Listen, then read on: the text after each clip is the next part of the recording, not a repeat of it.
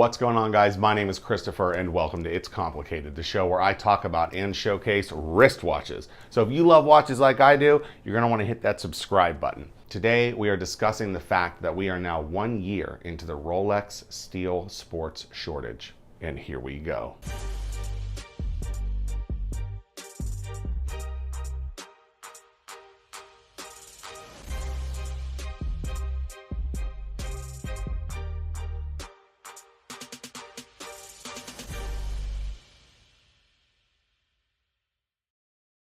So we are right around a year into the Rolex steel sports shortage right now. And believe it or not, a little over 1 year ago, you could have walked into a Rolex authorized dealer and negotiated $500 off of a Batman GMT, which is crazy. I talked to my AD some time ago and she told me that she had an offer on the table with a gentleman, $500 off of the Batman, and he said no way, he could do better somewhere else, and walked out the door. Well, now, good luck even finding one of those fucking watches. Matter of fact, good luck finding any of the stainless steel sports models in an authorized dealer right now because there's a big shortage. So what's the deal? Why is there such a shortage on Rolex stainless steel sports models? I've heard a bunch of different theories, and let's talk about all of those right now. The first theory I heard was that Rolex is just moving away from the maxi case. So they want to sell the inventory that were all maxi cases, and then they were going to go back to slimming the lugs down. But I don't think we can really say that's true because at Baselworld 2018, when they announced the stainless steel Pepsi watch, we saw it on still a maxi case. Now maybe those lugs are a little trimmed, but I don't know for sure, and it definitely doesn't look like they're going to the old pre-ceramic cases. So I think that theory is a bust. Another popular theory is that the demand has just increased. So a lot of people are buying the watches. Rolex only produces X amount of watches every year, and since demand has increased, their supply has been limited just because people are buying. So now as they're making the watches, they're coming out and people are buying the watches, and that's it, they're gone. And that makes a lot of sense. It kind of ties into this next theory that I'll be talking about, which is China. Swiss exports to China in 2017 skyrocketed, and China now has the largest population of middle class. So the short of the theory is this: Chinese demand for Rolex watches is insane, and they're buying most of the pieces, and that is why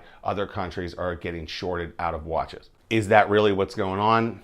I don't know. The last theory I want to talk about, and it's by far the most popular theory on this matter, is that Rolex has slowed production down on purpose to kind of force this artificial shortage and increased demand all over the world. So which one of these theories do I think is the right one? So I'm kind of torn. On the one hand, organic demand plus Chinese growth makes a whole lot of sense to me. On the other hand, Rolex being set up as a nonprofit, Rolex being a charity, of course they could slow production down because they don't have to sell the watches to stay in business. We all know that they have plenty of money to go around. At least that is the consumer thought. See, because in Switzerland, you don't have to show paper trails of where your money's going once you have established that you are a charity. So a lot of people think that Rolex is just sitting on a big giant pile of cash and they're saying, hey, okay, we're only gonna make 500,000 watches this year, and go fuck yourself. I phoned up my authorized dealer this morning and I asked the lady on the phone, do you have any Rolex Submariner dates in steel in stock right now? And she laughed. She actually laughed and she said, oh boy, she goes,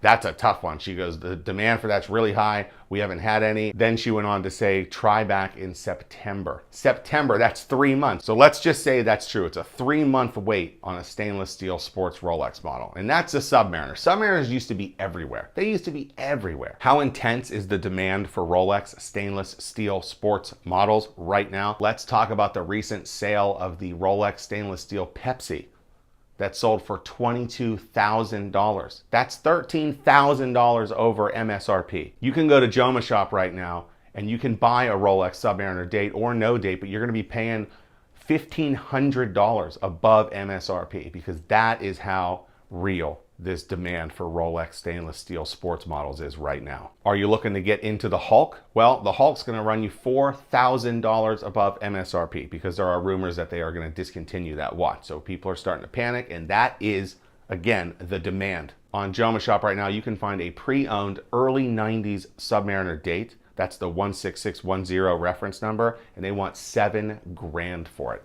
I'm telling you right now, because I bought my Submariner date last year, And I didn't pay no $7,000 for it. And my Submariner date is the transitional 16610, and those sell for well over $7,000 now. So this thing is happening. A lot of people think that this is tulip mania all over again, and then there is going to be a large correction coming soon. Could that be true? Maybe. It all depends if Rolex is going to start amping up their production. If Rolex is shorting the consumer on purpose, I think there will be a point where people will get sick of it and they'll just look at other brands. But I think right now they're kind of in the sweet spot, and maybe this is just a demand thing and Rolex has nothing to do with it. If that's true, let's say Rolex ups production next year and they meet the demand, will prices correct themselves? Are these things going to go into a free fall and go back to where they were 2 or 3 years ago? And you know, it doesn't take a brain surgeon to realize that this demand for Rolex, this is just nothing but good for them. So if they are shorting the consumer on purpose, then it's working. It's working to their favor. Because instead of walking into an AD like you used to a few years ago and negotiating hard on a stainless steel sports model, now you pay sticker. You pay full price plus sales tax. Another thought I had is that the stainless steel pieces on the gray market are approaching what it costs to buy a two-tone model. The bluesy Submariner, for example, that's 13.5, okay? The Submariner date in all steel is 10 on the gray market. So wouldn't it make more sense to just shell out the extra $3,500 and have a two-tone watch? Or do you think steel prices are going to go so crazy that two-tone will end up being cheaper? I don't think that stainless is ever going to be more expensive than two-tone, but I think we are nearing that point where something's going to happen. And those are my updated thoughts on 1 year into the Rolex stainless steel sports shortage. Let me know what you guys think. Let me know what theories you subscribe to. Let me know if you have new theories, and maybe I'll talk about them in another video coming up. And that wraps up another episode of It's Complicated. Don't forget to subscribe to the show, like this video, put it on Facebook, share it with your friends, and I'll see you next time on another episode of It's Complicated.